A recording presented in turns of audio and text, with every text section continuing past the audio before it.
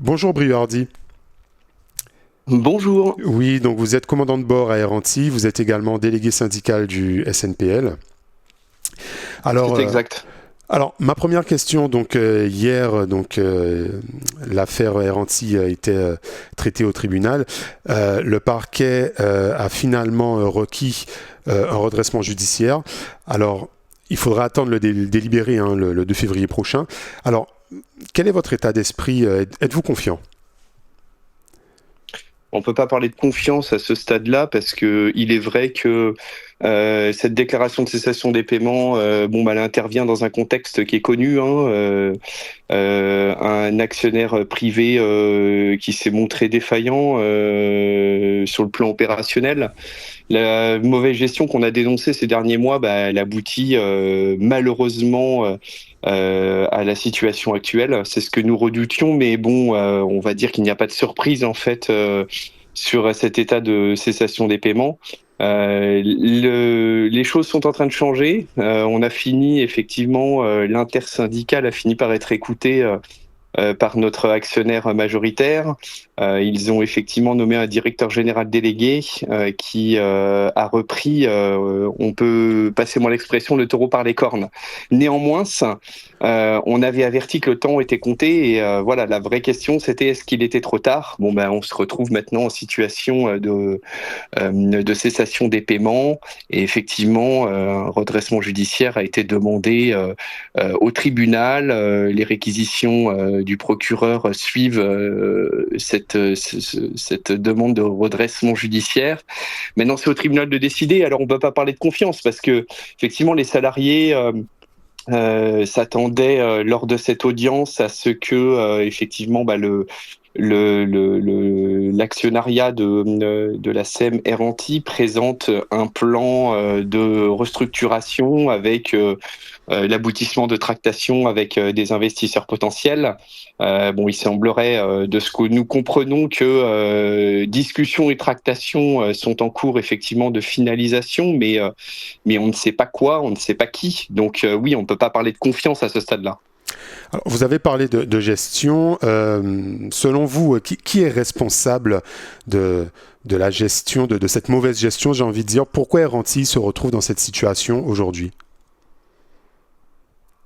Écoutez, dès le démarrage, la première gouvernance fondatrice de la CMRanti s'est positionnée, a mis en place une stratégie qui a tout de suite posé des questions, hein. On a les élus du personnel, aussi bien que les représentants des syndicaux, hein, des organisations syndicales représentatives dans l'entreprise. Nous avons commencé à émettre certaines remarques, puis des critiques. Nous avons été balayés d'un revers de main. On n'a pas voulu écouter en fait les salariés qui ont la compétence, qui ont le savoir, hein.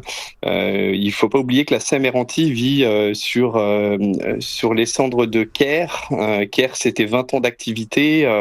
C'était 3 fois plus d'avions avec un nombre de lignes 2 fois plus nombreux, donc on desservait des liaisons internationales. Il y a un vrai savoir-faire au sein de cette société. On n'a pas voulu écouter en fait les gens qui savent. Et on s'est entêté en fait dans un esprit de start-up, dans un esprit de nouveau business qui malheureusement n'a pas porté ses fruits. Malheureusement, on aurait préféré que ce soit le cas, mais malheureusement, ça n'a pas été le cas. Et puis de fil en aiguille, voilà, il n'y avait pas 36 atouts dans la manche en fait pour la Semeranti à sa création pour pouvoir retrouver la voie du succès, satisfaire sa clientèle, répondre aux besoins de désenclavement et tout en ayant une bonne ponctualité, une bonne résilience. Malheureusement, voilà, ces atouts, on les a utilisés à mauvais escient. Et puis derrière, suit les effets commerciaux, un chiffre d'affaires en berne, la difficulté à développer la compagnie. Puis ensuite, on est passé en licence de transporteur aérien temporaire. Donc la clientèle nous a encore plus déserté, on va dire. Et voilà, c'est toute la problématique en fait. C'est un cercle, on va dire, vicieux qui nous amène aujourd'hui voilà, dire, affirmer, mais très fermement qu'il faut réformer en fait voilà, l'opérationnel de la société. Bon, comme on le disait, c'est chose faite, hein, mais il y a un nouveau directeur général délégué qui est en poste et qui agit. Et il agit vite, il agit concrètement. On parle enfin avec un vrai professionnel et nous sommes dirigés enfin par un vrai professionnel, mais beaucoup de mal a été fait. Ça, c'est une constatation, une évidence. Estimez-vous que Keranti n'a pas été aidé, n'a pas été soutenu, ou bien a été carrément abandonné par certaines collectivités et pouvoirs publics? Je ne dirais pas ça en fait. Je ne dirais pas ça dans le sens où il faut montrer une certaine attractivité en fait pour fédérer des partis, des gens, des investisseurs. Quant au pouvoir public, je suppose que vous faites référence à notre autorité de tutelle, l'aviation civile. Ils font leur métier.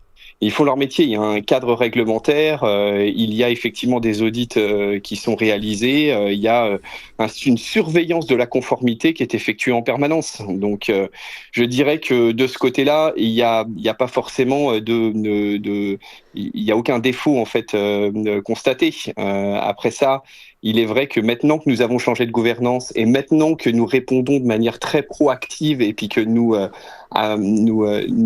répondons aux exigences et aux questions de l'aviation civile à marche forcée, on espère avoir de leur côté renouer ce lien de confiance et qu'on puisse avoir effectivement une réactivité qui soit un peu meilleure de leur part. Ça, c'est certain. De toutes les manières, il est évident que sans agrément pour transporter nos passagers, la compagnie ne peut pas opérer, n'existe pas, il n'y aura pas plus d'investisseurs à y venir, c'est une évidence. Comme je vous le disais, c'est un cercle. Alors justement, hein, donc si le redressement est prononcé le 2 février, alors par rapport à cette suspension du certificat qui a été prononcé par l'aviation civile, si les avions ne peuvent pas décoller, voilà, la compagnie ne pourra pas fonctionner. Donc que faut-il faire justement pour que si redressement est prononcé, que vous puissiez entre guillemets redécoller tout de suite? Que faudrait-il faire?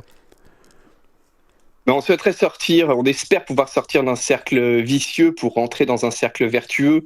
Ce travail de fond qui est opéré depuis le changement de gouvernance chaque jour par nos équipes qui travaillent d'arrache-pied, bon, on espère que ça portera ses fruits.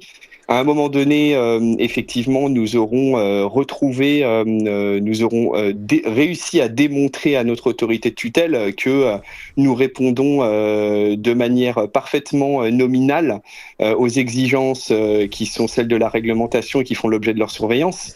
Ce qui permettra effectivement, avec plus de sérénité, à un investisseur de pouvoir venir nous recapitaliser et venir participer au redémarrage de cette aventure.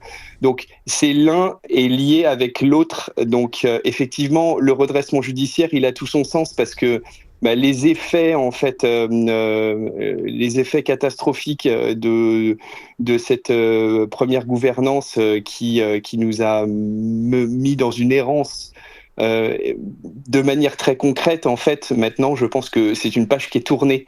Donc, tous les salariés d'Airanti sont là, ils sont toujours aussi compétents, ils sont toujours aussi motivés, et voilà, ils attendent un signal fort. Donc, le chef d'orchestre, c'est notre nouveau directeur général. Nous attendons effectivement que derrière, concrètement, nous récupérions nos autorisations administratives qui nous permettra d'intégrer un investisseur, qui nous permettra de retrouver une licence de transporteur aérien et qui nous permettra de transporter à nouveau nos passagers, de retrouver la voie du ciel.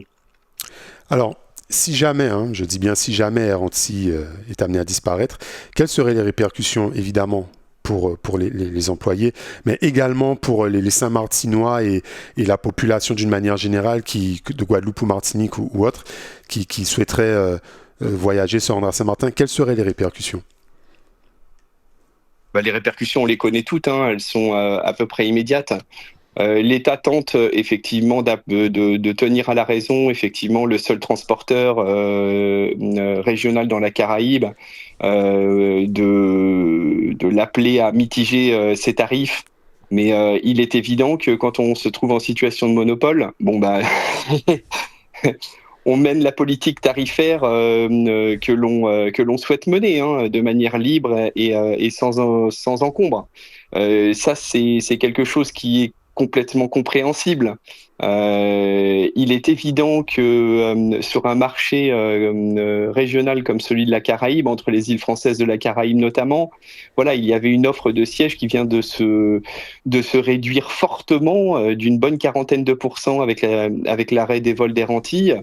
Bon, c'est une offre de siège, voilà, qui était attendue, qui est attendue par la clientèle. Donc, naturellement, quand la demande est supérieure à l'offre, notamment sur certains jours, certaines périodes de l'année, la tension est forte. Donc, les prix sont élevés. Donc, c'est un petit peu ça en fait qu'il faut craindre. Brieux Hardy, merci d'avoir répondu aux questions du Pitch TV.